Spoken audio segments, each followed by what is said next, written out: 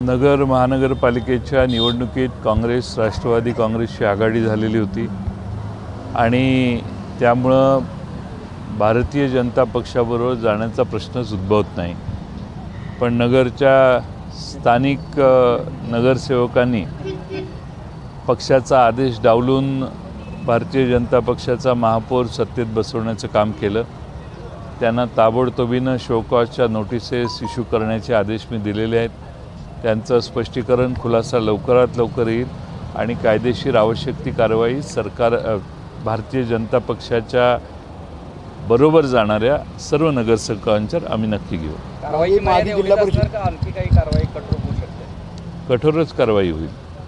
मागच्या वेळी सुद्धा जिल्हा परिषदला राष्ट्रवादी शिवसेना आणि काँग्रेस असं होतं, आता परत भाजप म्हणजे तिथे स्थानिक नेते भारतीय जनता पक्षाबरोबर आणि शिवसेनेबरोबर जाण्याचा प्रश्न उद्भवत नाही। आम्ही निक्षून त्यांना सांगण्यात आलेलं होतं की कोणत्याही परिस्थितीत भाजप आणि शिवसेनेच्या बरोबर जाऊ नका। राष्ट्रवादी काँग्रेस पक्षाचा आदेश त्यांनी डावललेला आहे आणि त्यामुळं त्यांच्या या कृत्याबाबतीत त्यांना कारण दाखवा नोटीस देण्याची व्यवस्था केलेली आहे आणि त्यांच्यावर कडक अशी कारवाई पक्षाच्या वतीनं आम्ही करू। आघाडीवर काय परिणाम होईल?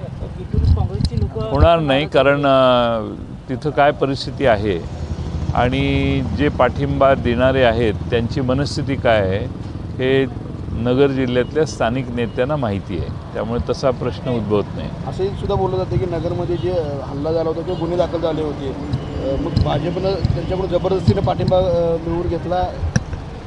निवडणुकीच्या आधीही काही नगरसेवक त्या ठिकाणी सत्तांतर करून भाजपमध्ये गेलेले होते आणि आताही तसाच अनुभव आहे आणि सगळ्यांचं मूळ तुम्ही विचारताय त्या प्रश्नातच असेल असं मला वाटते।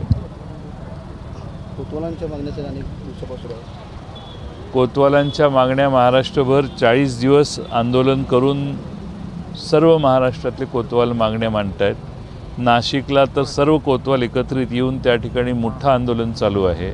सरकारचे अजून डोळे उघडायचे आहेत। कोतवालासारखा गावातला सगळ्यात महत्त्वाचा घटक सरकारी व्यवस्थेतला या घटकाकडे राज्य सरकारचं पूर्ण दुर्लक्ष आहे। कोतवालांच्या महाराष्ट्रातल्या या संपाला किंवा उपोषणाला धरणं धरण्याच्या आंदोलनाला आम्ही पूर्ण पाठिंबा राष्ट्रवादीच्या वतीनं देतोय।